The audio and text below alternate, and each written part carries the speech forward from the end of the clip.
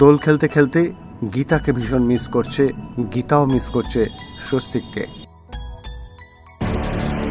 আপনি দেখছেন বিনি পয়সায় বিনোদন।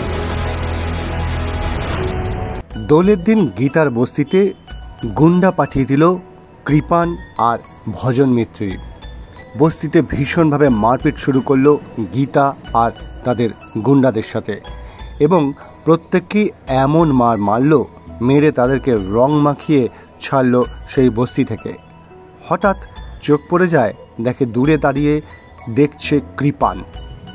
তখন কৃপানকে গীতা বলে, বাবু সোনা, রঙের দিন যখন বস্তিতে এসছো, রং না মেখে যাবে কি করে? তাকে এক বালতি রঙে চুবিয়ে দেয় গীতা। তারপর তাকে বলে, তুমি সারা জীবন আমার কথা মনে রাখবে বলে তাকে সেখান থেকে তাড়াতে যায়। সেই সময় দূরে ভজন মিত্তির দাঁড়িয়ে দাঁড়িয়ে দেখছিল, সেই দেখে দৌড়ে পালিয়ে যায় ভজন মিত্তির। এদিকে রঙের ভিড়ের মাঝে হঠাৎ যেন গীতা স্বস্তিককে দেখতে পায়। স্বস্তিক এসে তাকে বলছে, আমার সাথে রং খেলবে না তা হতে পারে?